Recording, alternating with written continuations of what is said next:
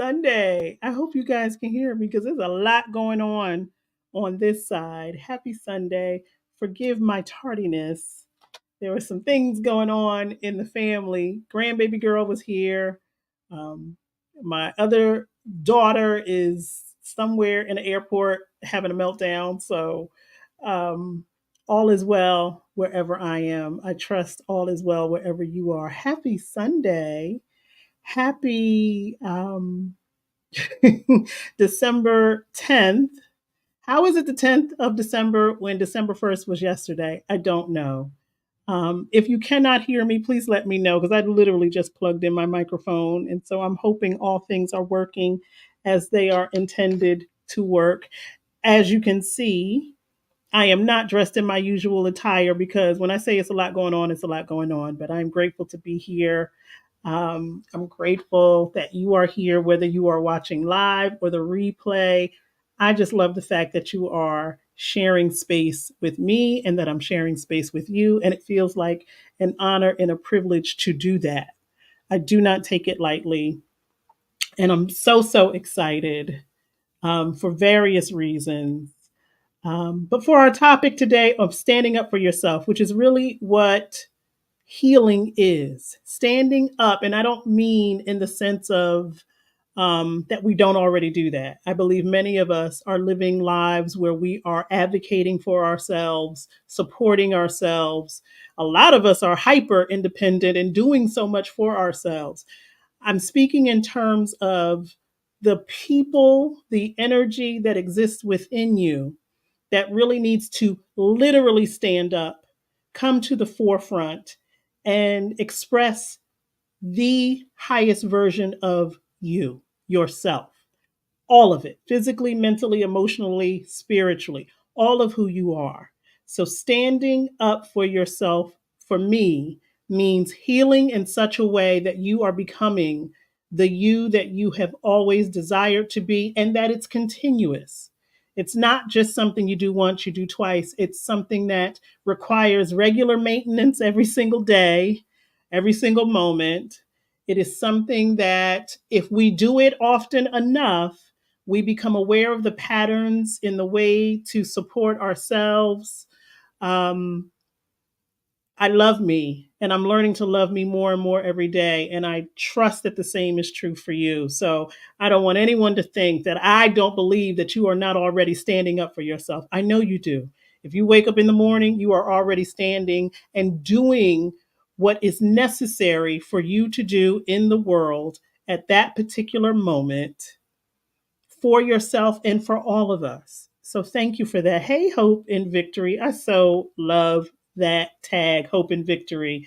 I trust that that is the you that you know yourself to be, that you are full of hope and that you are full of victory of all things. I was looking at my Facebook memories and this time last year, I was talking about being a winner and that I'm winning in all areas of my life. And I'm like, do you feel like that in 2023 at this point in time? And I do.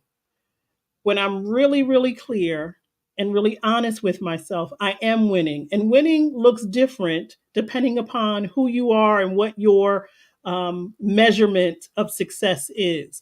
And for me, if I am making it day by day with some measure of sanity, then I'm winning because there are so many things that have happened and occurred in my life where I could tip over at any minute right into insanity.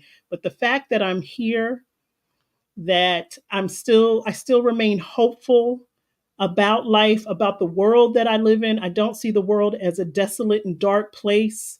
I see it as full of hope, full of possibility and opportunity. And the fact that I feel that way right now doesn't mean that I'll feel that way an hour from now, but let's take things as they are. One of the things that my spiritual advisor, which is what I call grandbaby girl, my grandbaby, she's only 3, but one of the things that I'm mindful of when I'm in her presence is to be present, to slow down, to stop all of the overthinking. I woke up this morning with a whole list of things that I wanted to do, things that I need to do tomorrow, things I need to do next week. And the minute she woke up, she disrupted all of that. And it's like, let's be present. minute by minute, moment by moment. Grandma Gigi, she calls me Gigi. Gigi, let's just, what are we going to have for breakfast? And what is the next minute going to mean? And what is the next moment going to mean? And I'm so grateful for her presence that slows me down and brings me to each and every single moment. And so I hope the same is true for you, that there is some energy in your life that requires you to slow down, to become present, and to recognize and realize just how good life is. Yes, there are things that are pending that need our attention. It may feel like fires are going off that you can't put out, but wherever you are in that moment, take a deep breath, recognize and realize that you have the ability to do great things, and great things will happen around you when you are present. And so I want to, before we jump into standing up for yourself, we're going to go over those 15, let me look at my notes, those 15 inner child healing precepts that we've been going over. Last week we talked about death. I don't feel like there's a need to continue that conversation because it will be part of all conversations. I am going to tell you about what 2024 is going to look like for this space because I was able to receive information that I feel good about. I'm still formulating the idea, but I feel good about what is present so far. And so we'll talk about that. But before we get into that, I desire to, and I intend to read us another prayer and affirmation from Ian Levanzant, Mama Ia, as I know her to be, get over it. Um, One of the prayers and affirmations on powerlessness. For those of us who feel like life is going like this, dragging you down the street, up and down, you feel more like you're reacting to things instead of responding to things, or you just don't feel like you are in control of things. You can feel a sense of powerlessness. And so I would like to read, without my glasses, I would like to read a prayer and affirmation to neutralize that. We want to be clear before we jump into anything else. Let us be clear with a prayer. What the heck is that? With a prayer and affirmation. Yes? Let's take a deep breath wherever you are, knowing that it is the state of being that your spirit has chosen for a particular reason, that it may have you experiencing a feeling of powerlessness, that there is, hey, love, hello, that there is a lack of control or a feeling that you are telling yourself that is real. Look at this. Can we stop for a minute? Hello, David Harris. How are you?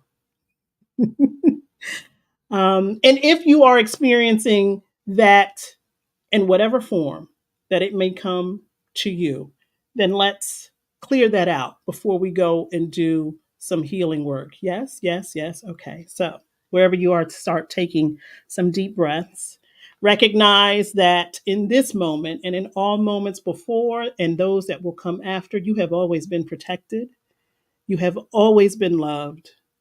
And you always, always, always are standing on the right side of righteousness because of who you are and whose you are.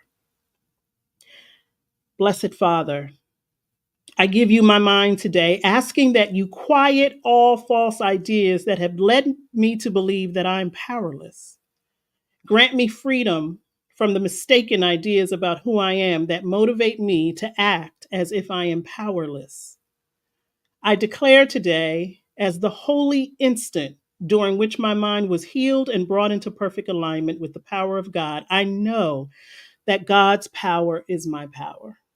I give you my heart today, asking that you eliminate, eradicate, and disintegrate any energy within me that has been created by toxic, unloving, unproductive emotions, memories, beliefs, and traumas that may in any way block, hinder, deny, or obstruct my ability to stand powerfully in my life and in the world. Whew. I declare today as the holy instant during which my heart was healed and brought into perfect alignment with the will of God. I give you my life today, asking that you guide me, lead me, instruct me, correct me, and remind me of your presence within me, your plan for me, and your love of me. I declare today as the holy instant during which all aspects of my mind, my heart, and my life were healed and brought into perfect alignment with the power and presence of God within me. I am available to receive the fullness of your presence. I accept the gifts that your power brings forward in me and as me. I declare today as the time I will know, accept, allow, and believe that your holy presence and all of its power is unfolding within me, through me, and all around me, moment by moment. Today, I focus my complete attention and every intention on living as a loving and powerful demonstration of who you have created me to be. I claim my power. I am grounded in my power. I am surrounded and supported by the presence of God's power. As your presence fills my mind, Blessed Father, I am so grateful. Amen and Ashe. And the affirmation is God's power is my power. God's power is available and activated within me as me. And that prayer, that affirmation is an amazing segue into just a brief intro into what this space will become in 2024. I have said over and over and over again that I don't really like to do this, that I was asked to do this by my business coach who couldn't figure out why I wasn't doing more of this when I did this and it had a great response and led to some wonderful experiences. And he's like, well, why aren't you doing more of it? I was like, well, I don't really like the sound of my voice. I don't really like being on camera. I don't really think I have anything of value to say. And he challenged me to see it differently. He's like, well, when you're working one on one with clients, don't you feel as though you have value? Because if you don't, then why are you charging people money and calling yourself a spiritual life coach? I said, you are 100% accurate. I know that I'm a good spiritual life coach. I know that I'm a great and a wonderful spiritual life coach. So when I am working one on one with people, the things that I'm saying are not just my own thoughts and feelings, they come from a place that is within me, but also beyond me. And he said, so how would that be any different if you did it online? And I didn't really have a good enough answer. So here we are. A year later, here we are. And I now believe that to be true. And if there is ever a moment when I don't think it to be true, then I will stop. And so that has not happened as of yet. So I am planning for next year. And in that planning, I'm always like, well, what are we going to focus on? So last year we focused on All About Love by Bell Hooks. This year we focused on inner child healing. And next year, it is my intention to focus on liberation. And liberation in terms of feeling, embodying, and knowing who you are. Many of us go through the motions of life without a clear direction or understanding of who we are. And I'm not talking about the labels that we place upon ourselves: sister, mother, brother, engineer, doctor. I'm not speaking of those labels. Those are what we do. I'm speaking of your entire essence and being. Who are you? If someone were to ask, who are you? Would you be able to answer without the labels, without saying, oh, well, I work for so and so and I've been there 20 years. Not speaking about that. Do you know who you are? In the spirit of everything that is within you, not connected to any other person, who do you know yourself to be? And do you feel liberated within that?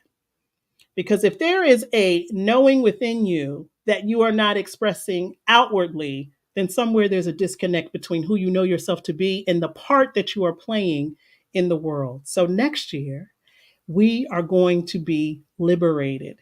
And again, it is my intention to create and facilitate a space for all of us to see our unlimited power. And so that prayer, that affirmation, absolutely powerful. And again, the book itself is called Get Over It. Don't let the title of the book dissuade you from, accessing the power that is within the book. There are 42 prayers and affirmations for different negative thought patterns. And so that prayer of powerful to pray and neutralize powerlessness is a great segue into us creating more liberation in our lives surrounding who we are and why we are in existence to begin with. Yesterday, I was sitting on the couch and I was watching my one of my favorite series, Star Wars, and it's a fictional tale, but it also has elements that are uplifting. And in terms of our human life, now I'm 52. That is a small blip across the entirety or in totality of human life. It's like a finger snap. My 52 years cannot compare to the millions and billions of years that life has been in existence. I won't just say human life, but that life has been in existence. And if we think about that, we may think of ourselves as being insignificant. And I believe the opposite to be true. If I am but a blip in this creation, then there's got to be a reason and a purpose for me to be here. And it's my responsibility, my spiritual responsibility to live that, be that, embody that, express that. And as that prayer said, if there is anything that gets in the way of doing that, I want it neutralized and out of my life so that I can get about the business of being liberated and living exactly as I intend. And so for me, living in a liberated state of being means I am clear about who I am. I am clear about the spaces that I inhabit, the relationships that are in my life, the interactions that I'm having, my responses. I am clear. And I am constantly clearing. I'm clearing out things that would make me believe or have me feel that I have no power. It also means creating particular spiritual laws, not necessarily creating them, but following particular spiritual laws that govern the way that I operate. And there are spiritual laws that govern all of us, whether we are consciously aware of them or not, but we will talk about them next year.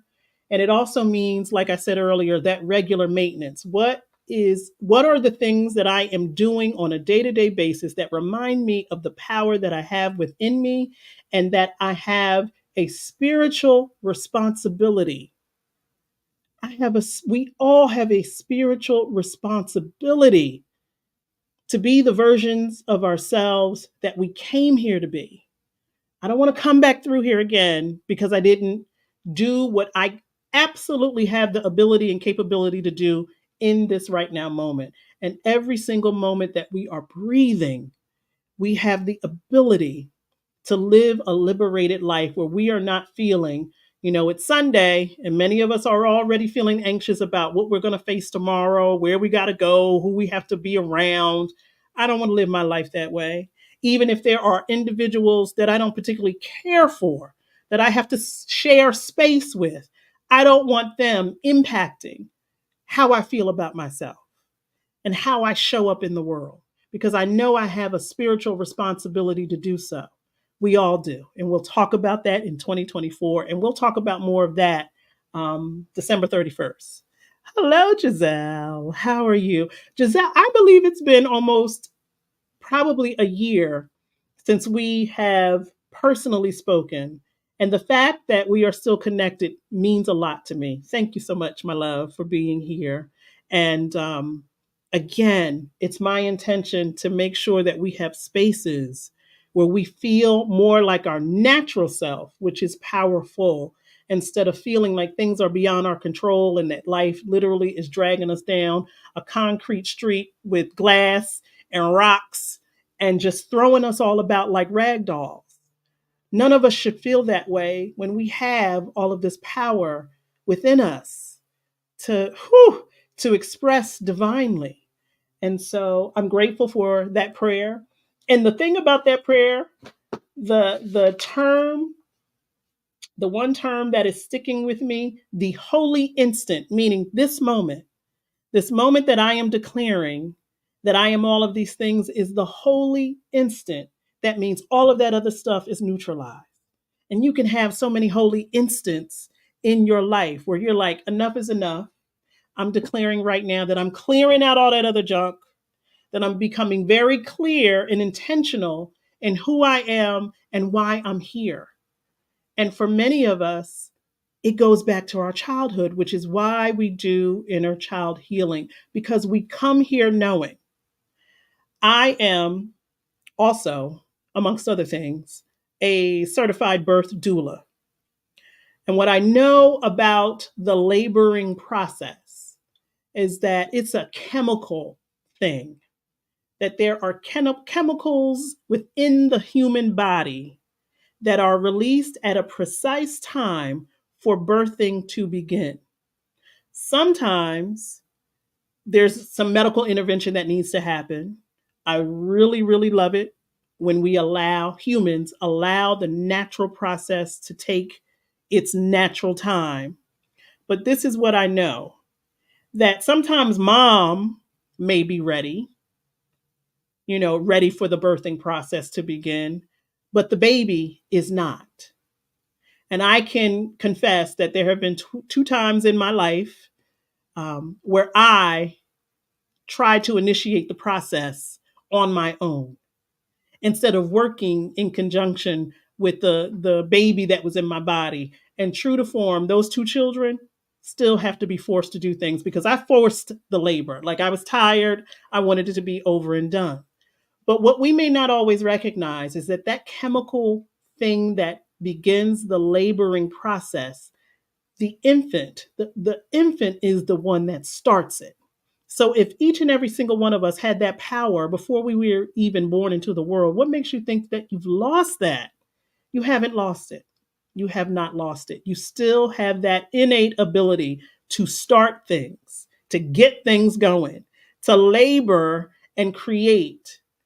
And that is how we forget that we have that power, because we had it. We came into life. Now your birth story may be different than so many others. Like I said, I've had two births where I started the process and then a medical intervention happened to start the process. But in the natural order of things, every single one of us determined, I'm ready. Let me release this chemical and get this process started. Hey, Miss Erica, how you doing? Don't forget that. When you are faced with something that you feel like you have no power, please don't forget the power that you have always had since before you came into this physical world. And it will continue when you have transitioned and left this physical body. That power does not leave. It doesn't leave. And so hopefully in 2024, we start to reclaim that power through the liberating work that we are going to do together. But for today, we are going to go back over those tenets, and then we're going to stop on two and talk about those. Let's all take a breath because I've been talking nonstop without pause. And I want to give us all a chance to absorb this list. There are 15 on the list. We are going to be done with 7 today. And then over the next 2 weeks, we're going to finish the other one so that on the 31st, we can talk about what's coming up in 2024. I'm excited. I'm very, very excited. And when I'm excited about things, that's how I know this is where I'm supposed to be. This is where I'm supposed to go. So if you have forgotten, all of this current work, these 15 tenets, comes from Healing the Child Within by Charles Whitfield. If it's not something that you are familiar with, I recommend that you get familiar with not just this work, but there are so many other resources in regards to inner child healing. Some of them take a deep dive, some of them just skim the surface. I say absorb as much information as possible, and then you make the determination and use your discernment to see what speaks to you. But the first one from this list created by Charles Whitfield will always be something that somebody put on a t-shirt so we can debate about it if you feel like you want to. But the child is always innocent. When you are doing inner child healing, please do it from the framework of innocence. There were things that you did not know. Now, we may all have had the power to bring ourselves into physical realization, but once here, we were innocent of things that experiences, circumstances that may have happened to us, around us. You are not responsible for, creating circumstances that caused your caregivers to have to move differently or make different choices. Do not put the burden of anything that you may have been told when you were younger on yourself now. And many of us are still trying to right a wrong that isn't even ours. It's not your fault that things in your household got more difficult when you were born, and therefore the adults made choices that impacted you. Things got to be too expensive. So, this didn't happen for your siblings, or maybe one of your caregivers left because it was too much to handle, or maybe you were born with significant health needs and that meant everyone in the family had to, whatever occurred, you were innocent. And it is not worth your time right now to try to rectify something that you were innocent of. So keep that in your mind when you are doing inner child healing, because for many of us, we are trying to clean and clear up stuff that was never our mess to begin with. And your birth story does not define who you are as a divine being. You might have been born into some mess. That wasn't your mess. Now, you may have been born into some mess, and energetically, you either are cleaning up that mess, you were there to expose the mess, you were there to blow up the mess. All of those things could be true. Doesn't mean that you weren't innocent. Doesn't mean that as you were stewing in your mother's womb that you were like, I'm going to come up in here and create some junk so that the big people face all of their demons, all of their wounds. It may have happened in that way, but please absolve yourself from thinking that you are the one that has to clean it up.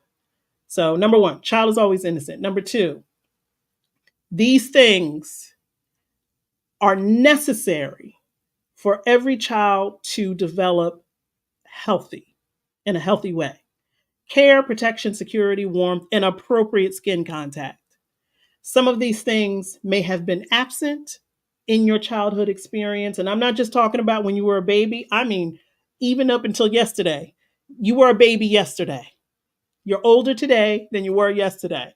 So the baby you of yesterday still needed these things: care, protection, security, warmth, and appropriate skin contact. And we talked about that. And you can go back and watch some of those videos where we talked about that. Abuse of any form creates a lifelong impact. Even abuse that may have occurred yesterday will affect you from that point forward, because it may remind you of abuse that you experienced when you were younger. Abuse of any form: physical, mental, emotional, spiritual abuse, financial abuse. It's going to create an imprint in your life. How it affects you will be different for each of us. But it doesn't mean that, you got to be like a duck and have it roll off your back. It's going to impact you in some way. All children have an experience of exploitation. Even if the intention is not malicious, we exploit children. They're cute, they're lovable. We love to take pictures of them and put them all over the internet, whether they have wanted us to do that or not. How many children right now are being forced to sit in some old man's lap just because he's wearing a red suit and a beard, and they're screaming and hollering and they don't want to do it and they're being forced to do it. We exploit children. We exploit their innocence and their inability to stand up for themselves. We do.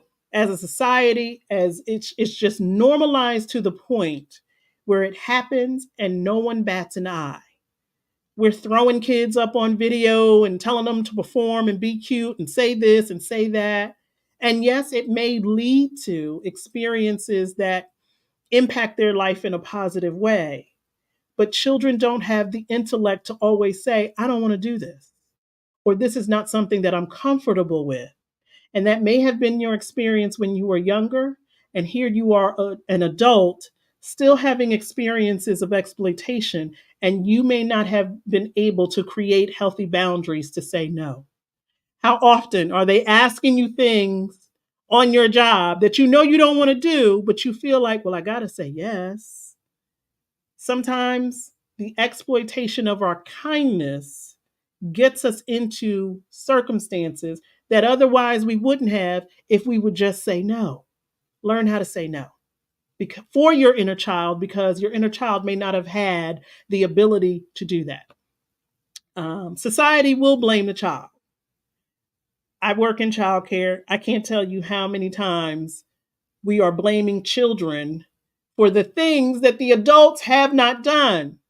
You know, we haven't set things up for them to have enjoyable experiences. And so when they act out, we want to blame them. We want to blame children who haven't even been in the world long enough for catastrophic things.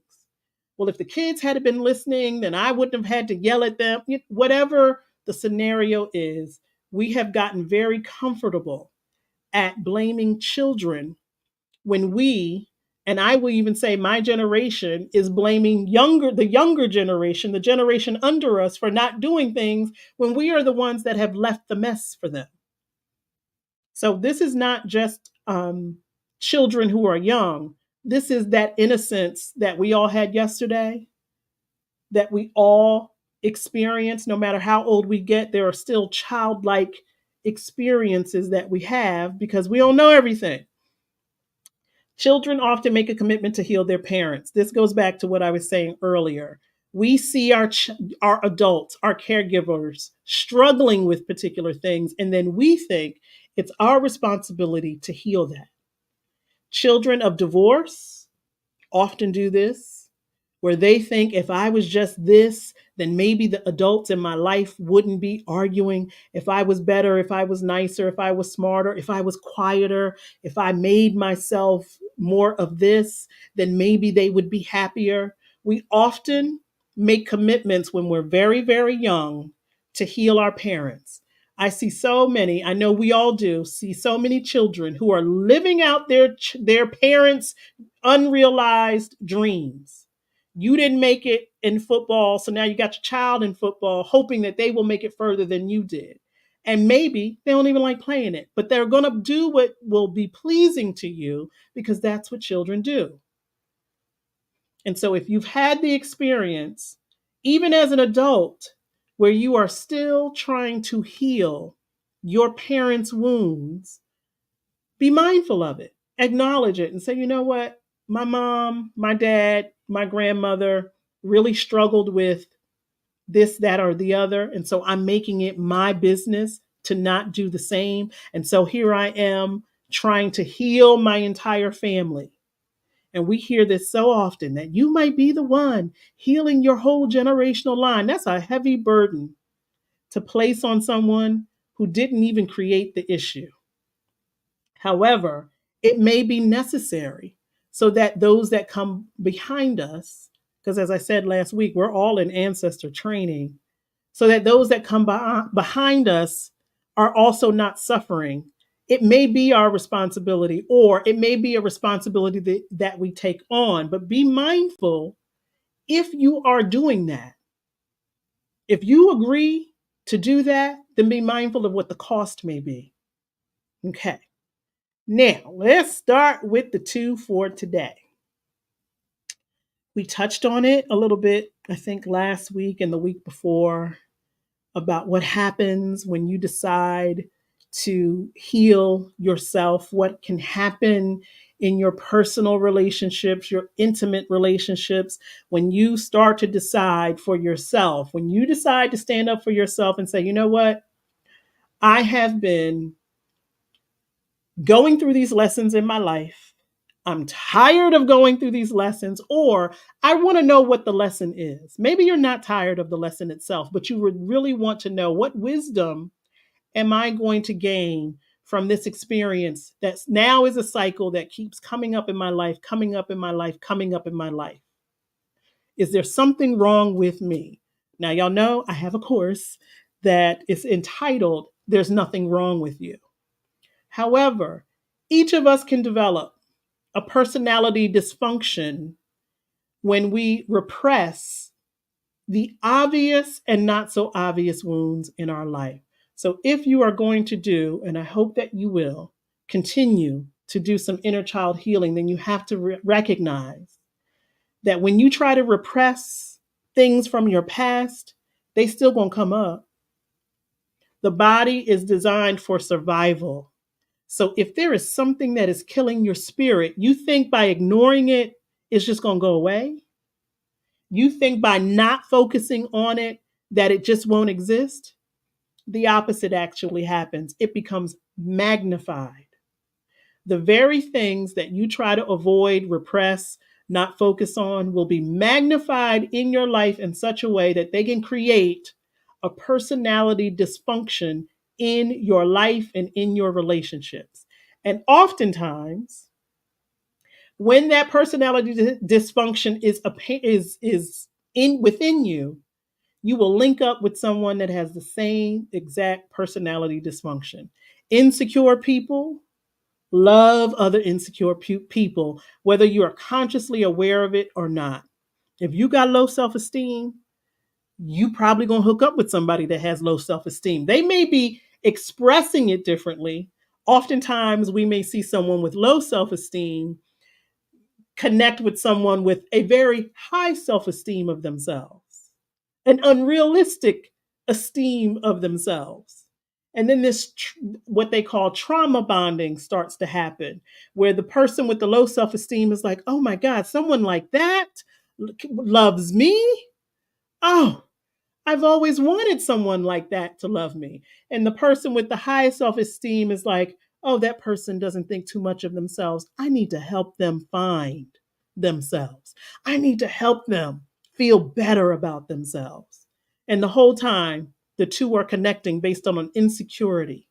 The one with the high self esteem feels that way because they really do not have a touch of reality of what's going on in their life. So they somewhat live in a fantasy world where they are the greatest thing since sliced bread and everybody else is, underneath them. And the person with the low self esteem is looking, searching, and wanting someone to pour into them in such a way so that they feel better about themselves. And here you got two people who really are feeling the same thing, but experiencing and expressing it differently because both are repressing some wound from their past that they're not ready to heal or not aware that is present. So, when you are repressing childhood wounds, when you are thinking that things were your fault, that you were the reason that your parents broke up, or you were the reason why they got together, whatever idea you have about yourself as a child, if you don't heal it, if you don't identify it, acknowledge it, say it's there, I'm telling you, I'm telling you because I've experienced it myself and I know that I will continue to experience it. And it's one of the ways where we expose our wounds. You know, when you first meet someone and everything is loving and great and good, and then those wounds start to come to the surface because people are, tapping because you thought that getting into a relationship, whether it's a romantic relationship, a job, a friendship, we think if I connect with these people, with this organization, with this career, then I'll feel better about myself instead of working from the inside out. You start to get little taps on the shoulder that maybe this thing isn't going to heal that part of me that I chose to ignore. You're ignoring the cries of your 4-year-old, and you think that getting into a particular experience is going to heal that. When you repress or ignore or are resistant to healing, it's either going to be a tap on the shoulder or a scream in your ear. I would prefer a tap on my shoulder that says, excuse me, Yolanda, that's not that person's responsibility to heal that for you. That's for you to do. That's for you to acknowledge, recognize, and say, wait a minute. I'm operating on some stuff from my past and I'm blaming this other person or projecting onto this other person or thinking, how come you are not making me feel better about me? Because that's not anyone else's responsibility. It is their responsibility to not impact you in such a way that you feel worse about yourself, but it's no one's responsibility to heal you. That is all on us. Hey, my friend from the West Coast, how are you? And so, personality dysfunction can occur when we repress our childhood wounds. Another reason why we do inner child healing because we don't want to bleed all over people who never did anything to us. But oftentimes, we get into relationships or experiences, and it can be a romantic relationship, friendship, it could be your workplace where you can't stand your job because your job is not fulfilling you when it's not the job's responsibility to fulfill you. It's not the people you work with, it's not their job to make you feel better about yourself. It is their job to keep their mess to themselves so they're not impacting you. But it's not their job to make you feel better. And if you keep seeking and searching other people to do that for you, then those little taps on the shoulder are going to turn into screams. It's going to turn into dysfunction in your body because you don't want to heal what's inside of you and what's been there your entire life. If there is an insecurity that you have, and if y'all remember from last week when I said that there was this pervasive thought in my brain, in my being, that, oh, no one loves me, no one cares for me. I created that. Now, there may have been experiences and circumstances that contributed to me feeling that way about myself. Absolutely. But here I am, a 52-year adult. That's my responsibility to clear that up. That's no one else's responsibility to make me believe that love is present. I have to create that for myself. And I don't know. Oh, here it is. Something that I wrote in one of my many journals um, about love is how it has confused me. And so, something that I wrote that I now remember is that when love is present, I allow it to flourish. And when I think it is absent, it's my job to create it. And we talked about that last week. If you think something is absent or not present, it's your responsibility to create it. Please stop making other people responsible for your happiness, your wholeness, your humanness, and everything else that we want to make other people responsible for. Again, it is their responsibility to not impact you in such a way which you feel worse, but it's really all of our responsibility to pour into ourselves in such a way that what other people do does not impact us greatly. I saw some woman, I don't, a video of a woman knocking on her neighbor's door to tell them that she didn't like the flag that they had outside of their house. She was like, I mean, literally walked all the way across the street, knocked on the door with authority, and said, I need to tell you something. I don't like your flag. And the homeowner was like, okay. And it disturbs me. And the homeowner was like, well, then don't look at it. It's like, what do you think that I'm supposed to change my life because something disturbs you and you don't like it when it has absolutely nothing to do with you? And she was trying to tell them, well, you need to take it down because I don't like it. Where do people get off? Thinking that they are entitled to have the world bow at their feet. None of us. Now, we are supposed to be mindful of our impact in the world and how we are, showing up.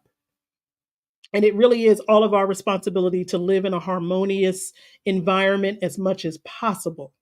But for anyone to think that it's their responsibility to make sure that I feel good would be absolute insanity.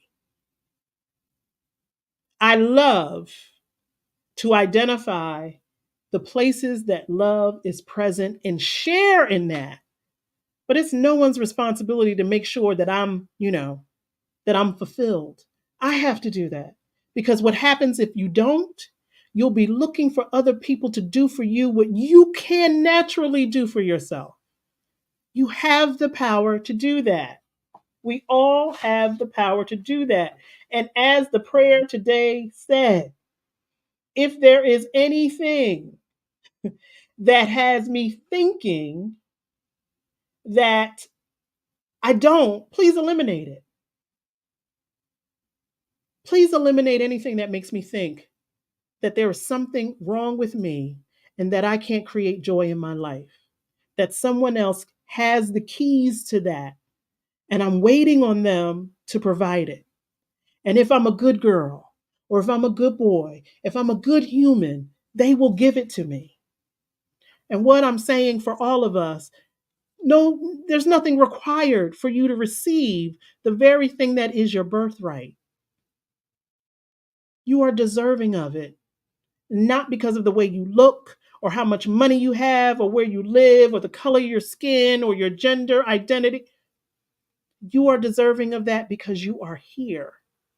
And that doesn't mean that those who have transitioned and passed on are not deserving of it. It is my belief that they are receiving it because their time here on this plane is complete. But please don't make other people responsible for your happiness. Hold them accountable if they are impacting your ability to do that for yourself. And I know that there are some people that are hell bent. It's like they get up in the morning, they're like, how can I disrupt someone else's life because I am not happy with my own? Consciously or unconsciously, I know that those individuals, that energy, let me say that, I know that energy is present. I see it every day. Somebody will show something. It's like, look at my baby. And here comes 20 million people talking about that baby's ugly. Why would you ever show that baby? That baby's this. That it's like, whoa, is your life so horrible that you think it's your responsibility to hurt other people, to harm other people, or to make other people feel less than? And if any one of us is doing that to someone else, you got to check that mess. Because what are you doing? Hey, baby, here's one of my babies. You were not one of the babies that I impacted in terms of being born on my time. So I was not talking about you earlier. Okay. So the next tenet in inner child healing, which, if you're counting, this is, I believe, number 8. Is this number 8? This is number 8. Child, when you are ready to heal those things that you have identified, remember the body is built for survival. And when you have gotten tired of the defense mechanisms, the resistance, the repression, the regression, the toxicity, all of the, when you have gotten to the place where you're like, this is not what I have been created to experience. I know it. I friggin' know it. I know I was not put on this planet. I know I didn't release that chemical in my little baby body to start the laboring process to come into existence for me to be pissed off at Carolyn at work. I know that's not why I'm here. For us to be fighting over the coffee at work, or for us to be fighting about space in the refrigerator or parking spaces. I know that's not why I'm here. For me to be fighting with someone on 95 because they won't let me in. I know that that is not why I exist. For me to just be paying bills and looking at TikTok all day. I know that there is a greater purpose to my life, a greater function. When you get to that place when you are like, there is something greater going on within me, and I am ready to express it fully, watch how everything falls apart in your life. Watch how everything gets disrupted because those old things that used to work no longer work.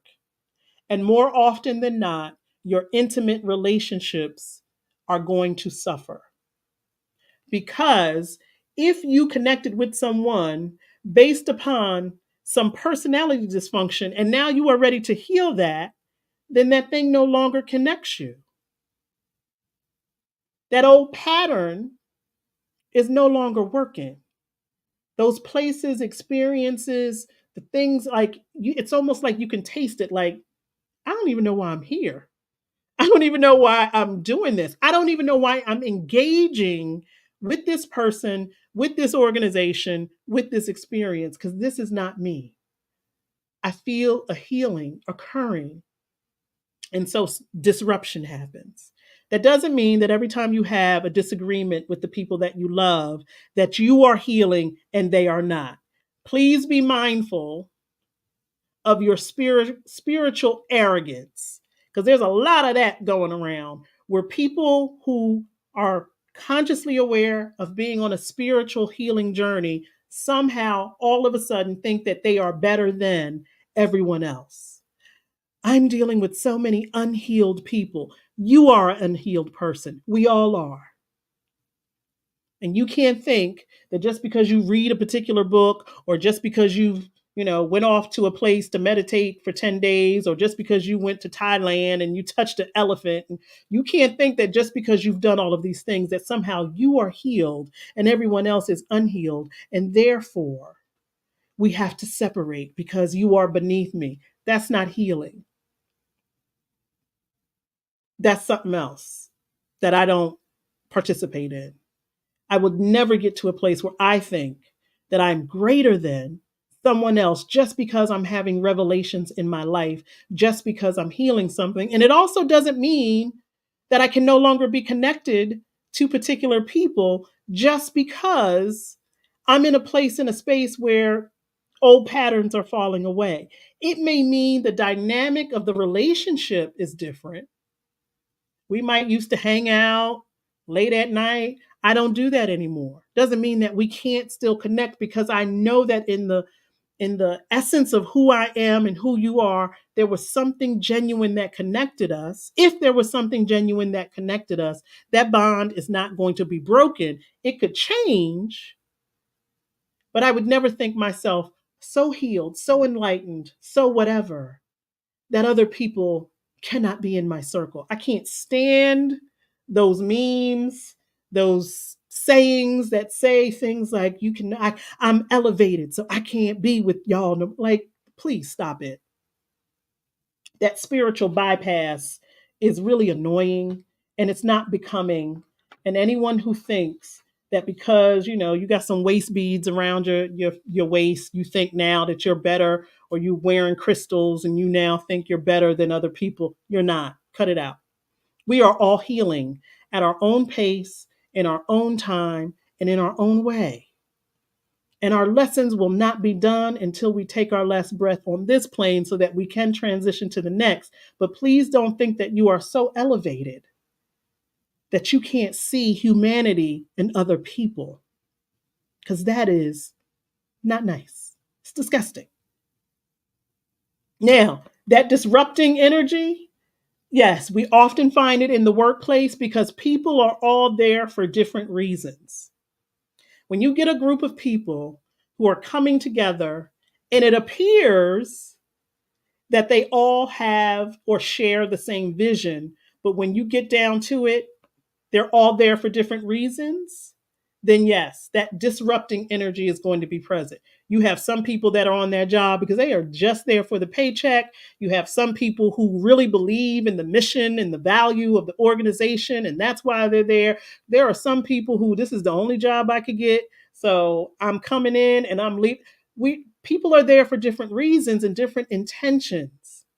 And when everyone is there with a different intention, the vision is not clear and you will have a lot of disruption. Doesn't mean that everybody is a horrible person. Those people who you see them when the time to leave the job comes, you can't get to the parking lot before them. And then you have some who stay. Doesn't mean that they're more dedicated to their work. They may want to give the appearance that they are more dedicated because they're doing things for everyone to see. We don't know what is in everyone's heart. And we don't know why people come together in the way that they come together. We don't know why HR chose the group of people. It's not a science that any one of us can predict. And so, yes, you will often find a disruptive energy in the workplace because everybody's there for different reasons, even if we want to believe that everyone is there, those workplaces that are like, we're like a family. Well, even families are dysfunctional.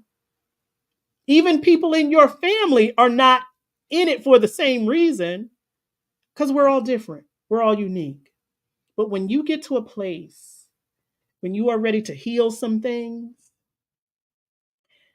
the old way doesn't work. And so the connections that you may have had with other individuals may no longer work. And you might find that some of your relationships are going to suffer.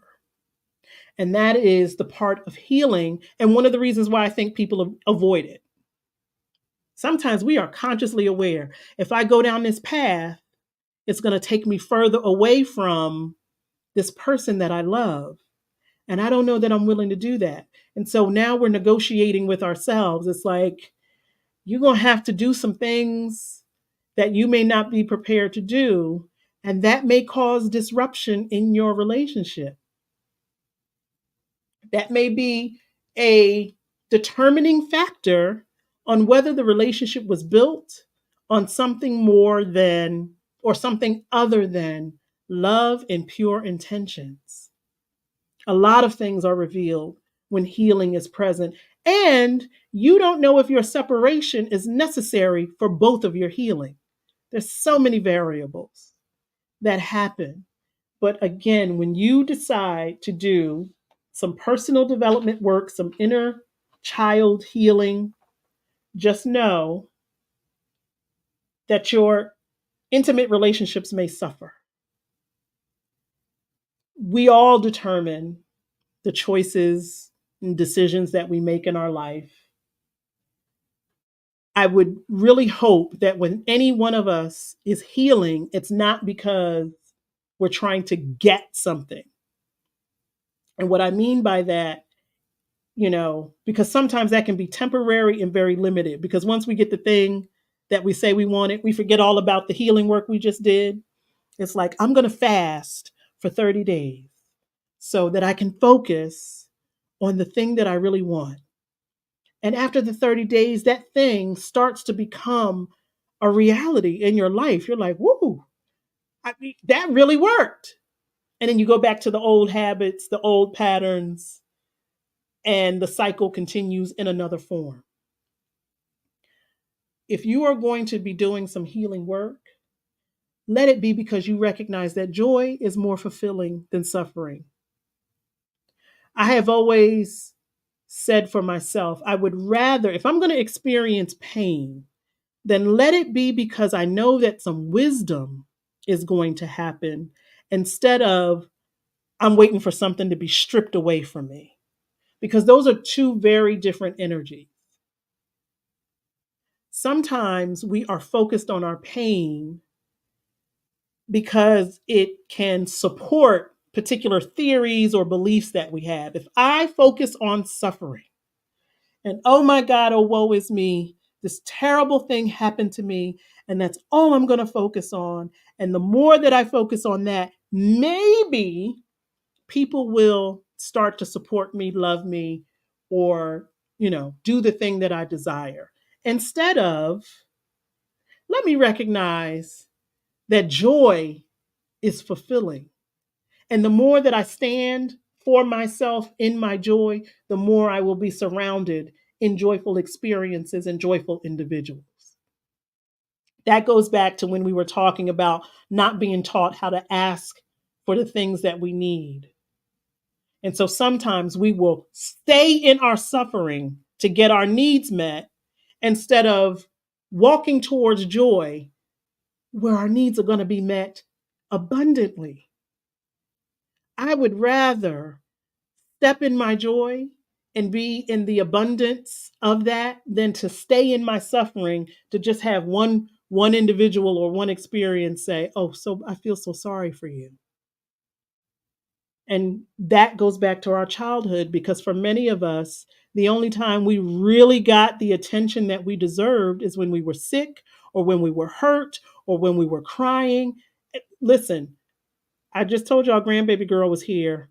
Kids who haven't been here long enough figure the game out easy. If I cry and act up, I'm going to get the attention that I don't know how to ask for. Because sometimes a kid will bring you a game to play and you're like, yeah, just a minute, just a minute, just a minute. And they're like, that's not getting me the attention that I want. So let me throw the game up in the air, throw myself on the floor and have a tantrum. Now all eyes on me. We are conditioned to stay in our suffering to get attention. And it doesn't mean that that's not an appropriate thing to do. It's how we get our needs met. The body is designed for survival. And if that means I got to cry out for someone to notice me, then I'm going to cry out. No one tells us that when you are expressing and the essence of who you are is liberated and joyful, that is one of the most attractive things. And I mean, it's pure and it's authentic. Not that fake stuff, not that pretending to be joyful. I mean, when it is pure and authentic, that no one can knock you off your square, no matter what is going on. You're like, you know what? I might be down, but I'm not out. I might bend, but I'm not going to break. That is the most attractive energy that can be created. But we don't know that. We're not taught that.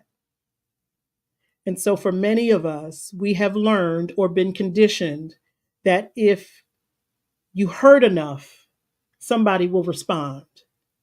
And I am saying, let's start to stand up for ourselves in a way that says, I know what's going on within me. I know the power that I possess. I am understanding, connected to, and no one can tell me any different. That right now, the God of my understanding is expressing through me and has chosen to express through me in a particular way. And all of my choices and decisions come from that place instead of a place of, I hope I get noticed. I hope people understand me. I hope someone likes me. I hope someone sees my good deeds and rewards me well. I said to one of my colleagues, and I think I mentioned this before, where, she's like, you may not always get appreciated, and I just want you to know I appreciate you. And I said, thank you so much. But guess what? I don't wait for other people to appreciate what I've done. I appreciate it. I celebrate myself. I tell myself when I've done a good job, and I let that live in my body in such a way I'm not waiting for anybody else to acknowledge it. It's nice when it happens, but it's not necessary for me to continue to do well. I've heard people say, well, they don't want to acknowledge all the good things that I'm doing. Well, I'm going to stop doing them. Well, then your intentions were not pure. You didn't do it because that's what you wanted to do. You did it because you were looking for validation. Tell the truth. We all do it.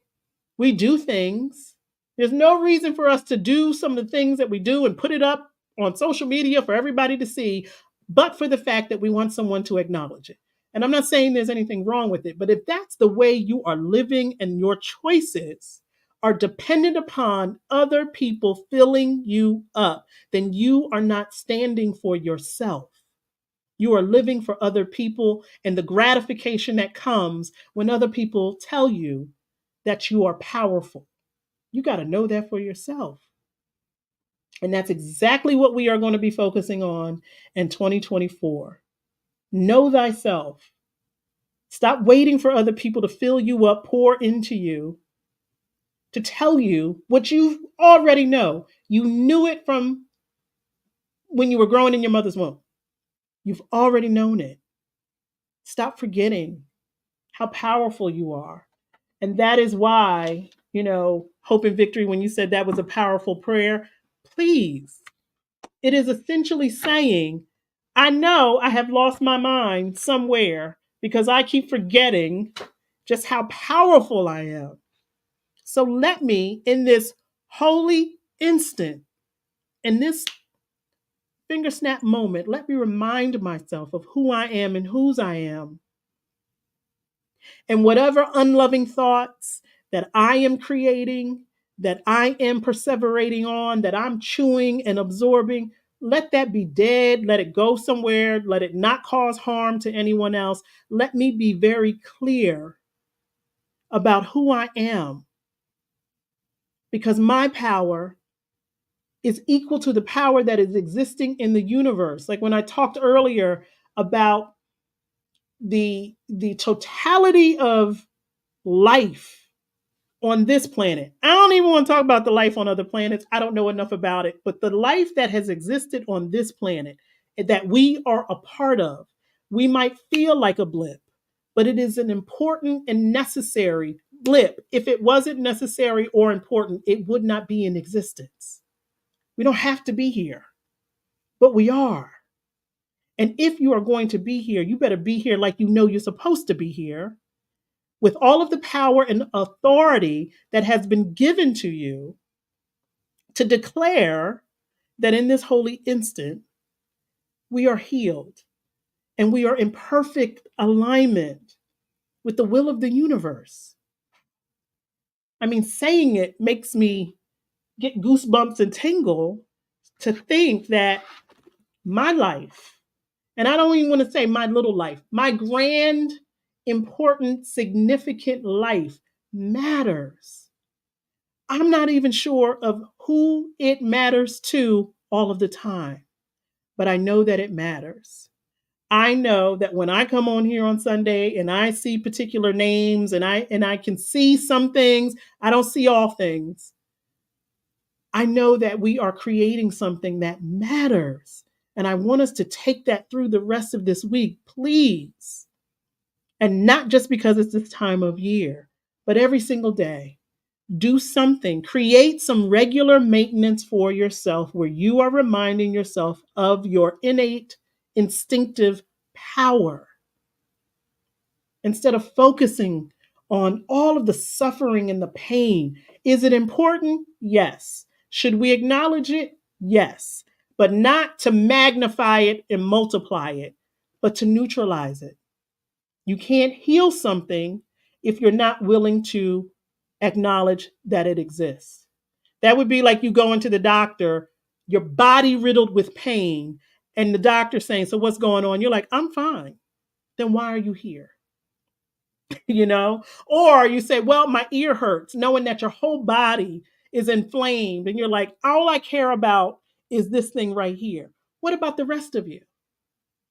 And so, if there are parts of you that you are ignoring, your physical health, your mental health, your emotional health, your spiritual health, you got to pay attention to all of it because it all affects one another. If you are not physically well, you can't operate from your power. If you are not mentally well, you can't operate from your power. If you are not emotionally well, you can't operate from your power. If you are not spiritually well, how are you going to connect to your spiritual responsibility where we are all waiting for you to do so? I know I'm waiting. I am waiting. And it's my belief that each and every single one of us, in our own way, at our own pace, and in our own process, that is what we are doing. We are trying to figure it out and deal with all of the other things that we have to deal with. If it were not possible for you to do so, it would not be in existence. Perhaps you are not focusing on your power in order to process the things, the experiences that are in your life now. And so before we forget, recognize that the God of your understanding is your power, and that power is available and activated within you as you. Be very clear about what you are doing on a day to day basis, being clear about the intentions, about the things that you are doing. Tell the truth and not to shame yourself. Tell the truth if you are manipulating people to get your needs met. I do it all the time. I know how to cry on command if necessary. I know how to, oh gosh, I don't feel good. I know how to, we all know how to do that to get some attention. What would happen if we all learned how to stand up for ourselves and stand in our power and say, you know what, I need some love today. I need a hug today. I need to hear from a particular person. Let me reach out to them. I need someone to come and touch my shoulders and kiss me on the face. What would happen if we all stood from that power, created from that power, instead of the fear of, is anybody going to love me, like me? I don't know. Let me keep doing these things, hoping that someone picks me or hoping that someone notices just how good I am.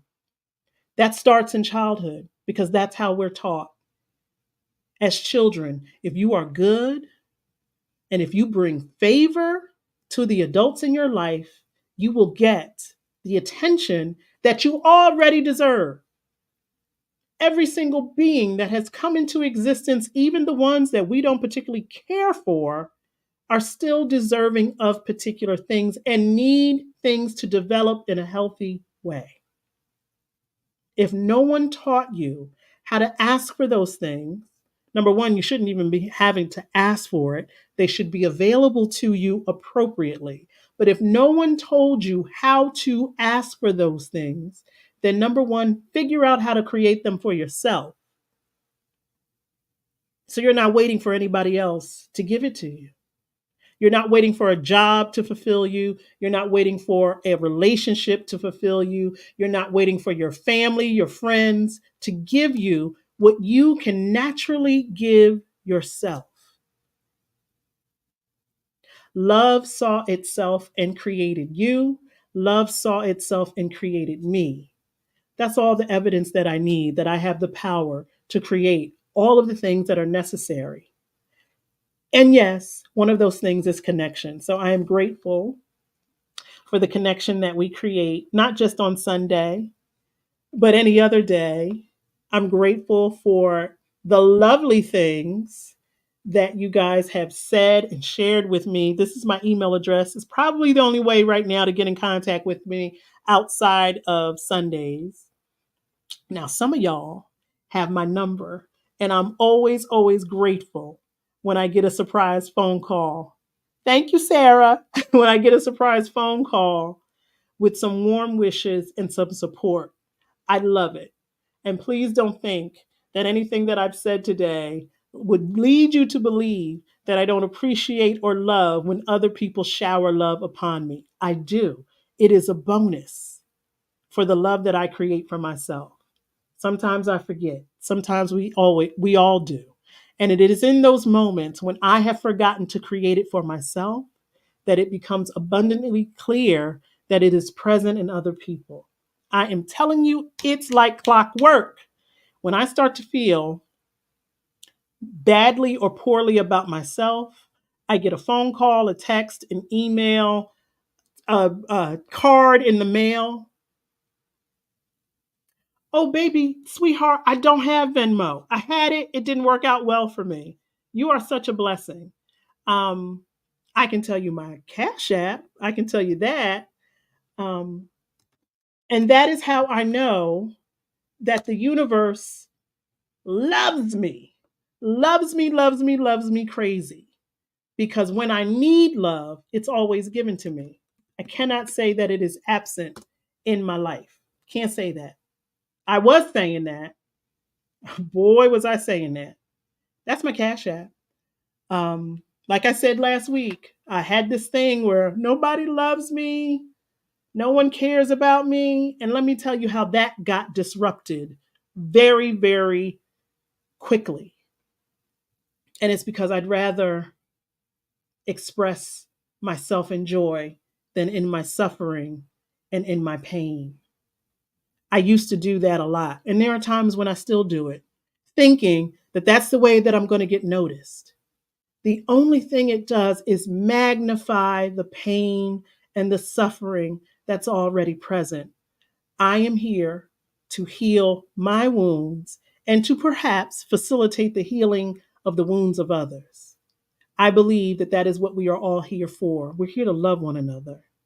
And the ways in which we do that are various, but it absolutely is something that we all have the power to do when we are consciously aware of the power that we have. I love you, my dear. Thank you so much. Thank you, each and every single one of you who show up here. Okay, let me say the schedule one more time. So we just did 8 of those precepts. We are going to do the remaining ones over the next 2 weeks. So on the 17th and on the 24th. And then on the 31st, I'm going to talk about what's going to happen in 2024. I'm going to talk about my process of how I came to the the principle of liberation and then what that looks like for this space. And I welcome input. So if you have a story, if you have something that works well for you in terms of how you liberate yourself, how you feel liberated, please share it with me. And then maybe we can come on and talk about it and share it amongst each other. I talked about that a while ago. I would really love it if someone would be willing to join me on some Sundays so we could have a full discussion about being liberated. I would love that. I love y'all. I'm going to go because here in this region, everybody is excited about this football game that's coming on later tonight, Eagles versus the Cowboys. I will say proudly that I am a lifelong Dallas Cowboy fan, but I care not about this game. I care not about the National Football League at this point. Whoever wins, wins. Whoever loses, loses. Neither one of those things are impacting my life in a great way. But for those of you who are having fun around this contest, please be safe. Please be loving to each other. Recognize that at the end of the day, it's just a game and it's supposed to be fun and it's supposed to bring people together and not tear people apart. Um, so I know that is going on. I know there's something. Oh, the Grammy thing is going on tonight, celebrating 50 years of hip hop. I am a child of hip hop. And I'm just going to celebrate in my own way. Whatever you do for the rest of the day, make sure that it is loving. Make sure that the version of yourself that you want to be is showing up in its most authentic place. I love you too, my dear. Thank you, thank you, thank you. Love y'all. See you next week. Lord willing, um, and hopefully we can finish up these inner child healings. Love you guys.